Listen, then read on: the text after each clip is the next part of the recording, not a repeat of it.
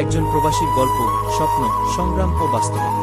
আমি রফিক, ছোট্ট একটা গ্রাম থেকে আসা সাধারণ ছেলে। অনেক আশা নিয়ে আজ দেশ ছাড়লাম। নতুন একটা জীবন শুরু হবে, কিন্তু কেমন হবে সেটা জানি না। বিমানবন্দরে দাঁড়িয়ে আছি, চারপাশে অনেক মানুষ, কিন্তু কেউ আমার পরিচিত নয়। প্লেন যখন উড়ল, জানালার বাইরে তাকিয়ে দেখলাম ধীরে ধীরে দেশটা ছোট হয়ে যাচ্ছে। বুকের ভেতর কেমন একটা শূন্যতা অনুভব করলাম। বিদেশের মাটিতে নামলাম, চারপাশের উঁচু উঁচু বিল্ডিং, ব্যস্ত রাস্তা, অচেনা ভাষা, সবকিছু এত আলাদা।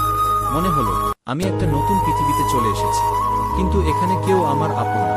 একটা ছোট্ট ঘরে উঠলাম, আমার মতো আরো তিনজন সেখানে থাকে। একজন বলল, ভাই তুমি নতুন, টেনশন নিও না, ধীরে ধীরে সব শিখে যাবে। আমি একটু হাসলাম, কিন্তু মনে ভয় কাজ করছিল। পরদিন কাজে গেলাম। রেস্টুরেন্টের কিচেনে আমাকে থালা ধোয়ার কাজ দেওয়া হয়।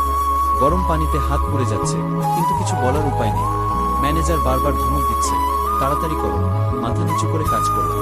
মাঝে মাঝে মনে হতো সব ছেড়ে দেশে ফিরে যায়, কিন্তু দেশে ফিরে গেলে কি হবে? মা বাবার মুখ মনে পড়লেই মনে হতো আমাকে টিকে থাকতেই হবে। রাতে ছোট্ট ঘরে একা বসে মোবাইল হাতে নিলাম। মায়ের মিসড কল দেখে মনটা হাহাকার করে উঠল।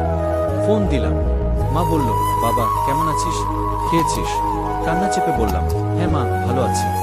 দিন যেতে থাকলো, ধীরে ধীরে ভাষা শিখতে লাগলাম, নতুন কিছু জানার চেষ্টা করলাম।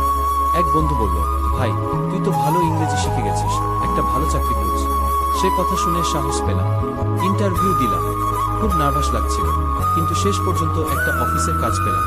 আজ আমি একটু ভালো আছি। সংগ্রাম এখনো আছে, কিন্তু জীবন বদলাচ্ছে। দেশে টাকা পাঠানোর সময় মনে হলো সব কষ্ট সার্থক। মা ফোনে বলল, বাবা তুই আমাদের কত সুখী করলি। একদিন বিকেলে ব্যালকনিতে বসে দেশের ছবি দেখছি।